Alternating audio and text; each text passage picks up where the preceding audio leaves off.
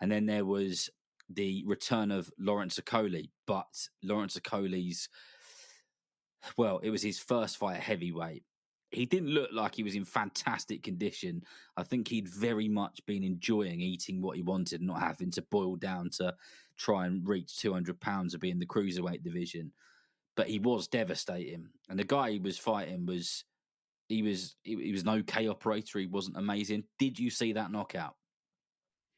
I did, and I'm left with more questions than answers, but it is a fine entry into the heavyweight division.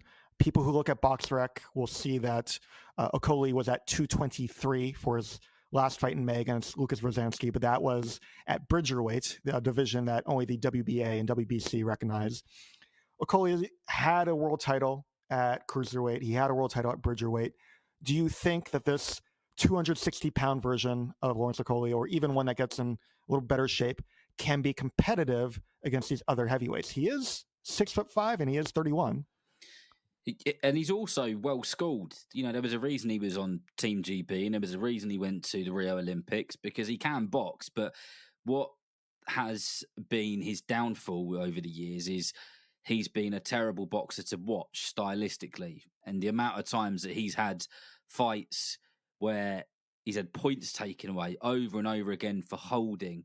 And that, I remember when Matchroom first signed with DAZN, and I think it was the Anthony Joshua versus, I want to say, Povetkin fight at Wembley Stadium.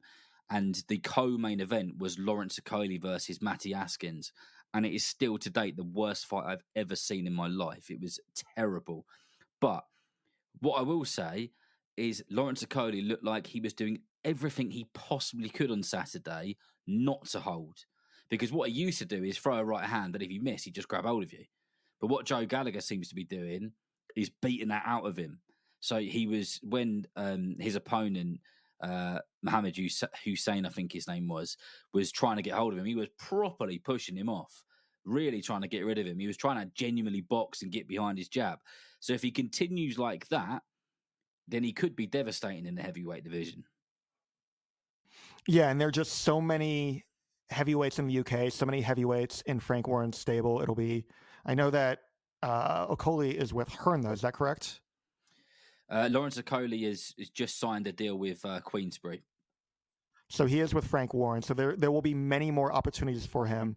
So long as we don't get another version of John Ruiz, who you may or may not remember 20 plus years ago, that was the jab and grab, who still somehow got his way to a heavyweight title and 3 fights with Evander Holyfield. I don't know that anybody on earth, aside from people in the Ruiz family and circles, ever uttered the sentence, let's go back and watch another John Ruiz fight again. Yeah, no, that's it. So Lawrence Okolie at the moment is in that boat. He's in that boat. I don't think there's anyone in the world who watched Lawrence Okolie versus Matty Askins who has gone back and watched it a second time and thought, do you know what? There's no boxing on this weekend. I'm going to go to the shop. I'm going to buy some beers and some popcorn, and I'm going to rewatch that fight. Now, I've done that with fights in the past, but never have I done that with a Lawrence Okolie fight. And I remember I was working for BBC Radio 5 Live on the night that Okolie lost his Cruiserweight World title to Billum Smith. It was at the Bournemouth Football Ground. And I wasn't doing commentary that night because the BBC were doing commentary for Lee Wood versus Maurizio Lara. And I was doing updates from ringside. So if anything significant happened, they would come to me and I would give an update on what had just happened. So knockdowns, whatever else.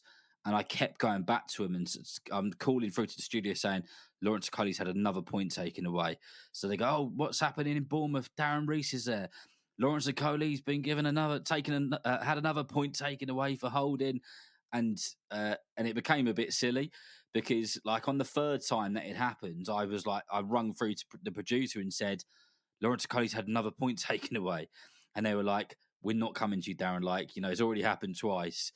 Just let us know if there's a knockdown or a knockout. And in the end, I had to do just a summary at the end to say Lawrence Okolie, I think, had 3 points taken away for holding.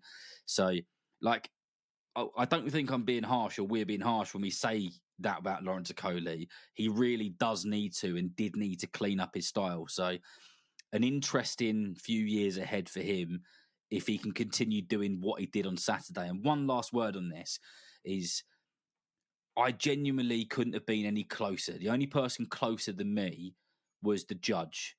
That's how fortunate I was on Saturday, because I was on the table where the commentary was happening before. And when he hit that German opponent with that right hand, the crack that you heard, like it was like his skull was being caved in. And I don't know how well you can see this on the clip, but Okolie's leg, not Okolie, the German opponent's leg kind of folds over, and it looked like his leg had snapped as he went down, because he went over on it, and it was nasty, and he went down with a bang. He got back up, his leg didn't look great, and then he started complaining like mad that the referee had stopped it, but 100% it was the right decision. That sounds both amazing and frightening from your perspective at the same time.